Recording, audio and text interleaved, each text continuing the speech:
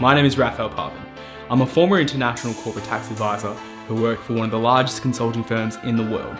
And today, I will explain, rather reveal, how companies can get away with paying no tax.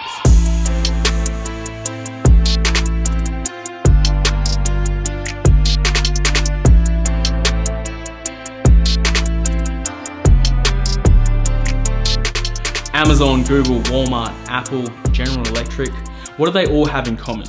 Well, one, they are Fortune 500 companies and their market capitalization is through the roof. But two, they've also been in the news for one common thing: paying no taxes. Biggest ever leaks of offshore secrets, 13 million documents. Backing the company in the EU's landmark $15 billion tax case. Apple to pay it back, the Irish government up to $14.5 billion in taxes. The news tends to be quite sensational. That's the whole point. It invokes emotions, which leads to engagement, which ultimately leads to more profitability for these media networks. So let's look at our question through an objective lens. Let's break it down, let's look at the facts, and let's look at the law. The Oxford Dictionary defines tax as a compulsory contribution to state revenue levied by the government on workers' income and business profits, or added to the cost of some goods and services and transactions. What we're concerned about is business profits.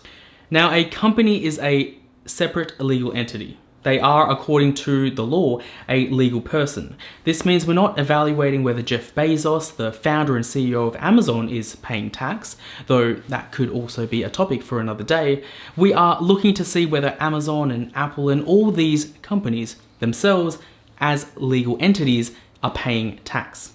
Now, companies are afforded privileges that you and I are not. The first difference is the type of tax that companies have to pay. Companies pay corporate tax, which is a tax on the profits of a corporation. Profit equals revenue minus expenses. Thus, taxes are paid on a company's earnings, which is revenue minus the cost of goods sold, general and administrative expenses, depreciation, sale and marketing, research and development, and quite frankly, a plethora of other expenses which can, on paper at least, reduce the profit of a company. You and I can sort of do this as well. We obviously don't pay corporate tax, but we do pay personal income tax. You might have heard of the term deduction. For example, depending on your jurisdiction, you can deduct certain costs that have been made in the course of performing your occupation, and therefore reduce your personal income tax liability. These deductions, however, only tend to have a very, very, very small impact. As I said before, companies have a significantly greater leeway and flexibility, and because they only pay taxes on their profit, and I want you to remember that word, they are able to perform actions and minimize the tax that they ultimately have to pay. I will talk about this later, but before we do that, we also need to acknowledge that companies pay a different rate of tax. Historically in the United States, the maximum corporate income tax rate was 35%. Now, this changed in 2017 when former President Donald Trump introduced the Tax Cuts and Jobs Act, which resulted in the federal corporate tax rate being reduced to a flat 21%, the lowest rate since 1939. However, President Joe Biden has proposed that the corporate tax rate increase to 28%.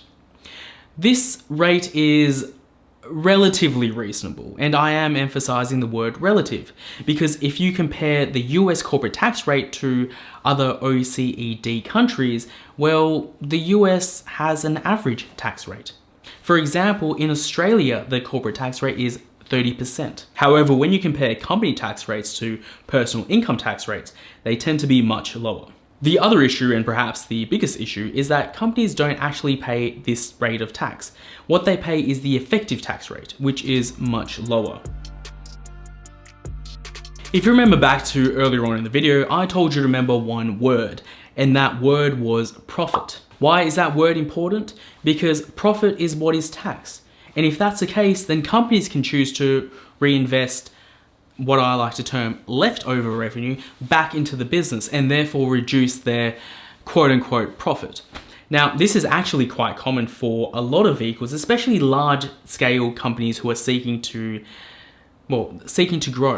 Amazon is a prime example of this, no pun intended. Since 1998, Amazon's revenues have continued to skyrocket, even though its profits have stayed flat. This is actually done intentionally. Amazon keeps profits and free cash flows artificially low by investing money right back into the business in the form of capital expenses, like building data centers and upgrading distribution networks. This means that Amazon's effective tax rate, i.e. Amazon's tax expenses as a percentage of Amazon's revenue, is extremely low. But this isn't the only way to maintain a low effective tax rate. Another way is actually mandated by the government, and that is the receiving and utilization of tax credits. Imagine if I said that if you subscribed, liked, and commented on this video within 12 hours of me uploading it, I would PayPal every subscriber $1 Australian, hypothetically. That is what we call an incentive, and that is what the government does to motivate, curb, and direct business action through the likes of a tax credit. For example, at the height of the US-China tension, President Trump said that he would pledge to create tax credits for companies that brought jobs from China back to America. Tax credits are incredibly incentivizing because they reduce tax liability dollar for dollar. This is unlike a tax deduction, which reduces pre-tax income, which means you only get a percentage benefit of the full amount, which is equal to your marginal tax rate. Now, I do know that sounds really complex, so just a quick FYI, if you want me to explain all those terms and that particular paragraph, let me know down in the comments and I'll easily make another video. But back to tax credits. Now, these tax credits, they vary from state to state, from country to country, and as you saw, they often encompass some kind of political motivation. But there is one tax provision that is quite common all over the globe, and it's largely seen as a tax credit, but again, its classification and nomenclature depends on the jurisdiction. But prima facie, it acts as a tax credit, and it is called a carried forward tax loss. A tax loss means that a company has made a negative profit, i.e. a loss. This can happen for a number of reasons, but for the majority of the time, it is because a company has decided to make large-scale investments, which results in a company running at a temporary loss. Under the tax loss scheme, the amount of tax that a company would have paid if this loss amount was actually a profit amount can be carried forward and used as a tax credit. This might actually sound a little complex, so again, please let me know down in the comments if you want me to make a separate video about this. Ultimately, however, what you need to know is that this is incredibly motivating for companies to innovate and carry on business. Finally, we come to the most juiciest part of tax law, if you can call it that. This was a very, very large specialization of mine: transfer pricing, profit shifting, and the use of tax havens. Let me start off by saying that this is a very, very complex area of tax and law. It requires an advanced understanding, it requires a lot of nuance. So I'm going to do my best to simplify things down and get to the main gist. If we look at a basic company structure, we normally see a board of directors at the top, followed by the CEO, and then the main executive, followed by the heads of various departments. We also normally expect that a company is just one company. In actuality, companies tend to have various subsidiaries, i.e. smaller companies owned by the main company, and these smaller companies tend to be quite large. For example, you may or may not have heard of the company Alphabet. Now, I really hope you have, because Alphabet wholly owns Google, and Google wholly owns what you are watching right now, YouTube. There are various reasons for doing this and structuring your organization like this, but tax is undoubtedly one of the most common reasons for this. And that is because you can incorporate a subsidiary in a jurisdiction where there are low corporate tax rates, and you can move profit around and eventually pay a much lower rate of tax than what you would normally have had to pay in your home country. Apple is a clear example of this. If you look at their offshore organizational structure, you will see Apple Inc. at the very top, and underneath various companies located in what people like to term tax havens. Tax havens are countries where there is a very low effective rate of taxation. Popular havens include British Virgin Islands, Panama, and Ireland. Through a mixture of incorporation rules, tax residency rules, and sale pricing mechanisms, Apple and other large-scale companies have been able to effectively reduce their overall tax burden. So that is how companies are able to get away with paying no tax. But is that really an honest statement? No. In fact, for the most part, it's a large misrepresentation. Corporate taxes aren't the only taxes that companies pay. They pay property tax, they pay sales tax, they pay consumption tax. Not to mention the various state taxes and foreign taxes that they are required to pay, and they do pay. Why?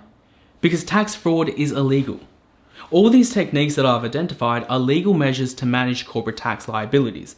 And if you go to the primary source and look at a company's financial statements, you'll be able to see exactly how much and what type of tax a company has paid. You will also have a much better appreciation for the context behind the numbers. That all being said, many people believe that loopholes that currently exist are unethical and to the detriment of wider society. I'm curious to know what you think. Do you believe that the current methods are fair and reasonable? Or do you believe that companies should pay more tax? Let me know down in the comments. Now, if you were able to benefit from this video, if you were able to learn anything from this video, I ask that you do one massive favor for me, which is to like, comment, and subscribe to my YouTube channel. That way, the YouTube algorithm will recommend this video to more people and more people will learn. And given what you've learned from this video, I think the world needs more transparency. So that would be a massive, massive help. Also, feel free to share this video with your friends, your families. You might even want to use it in a lecture.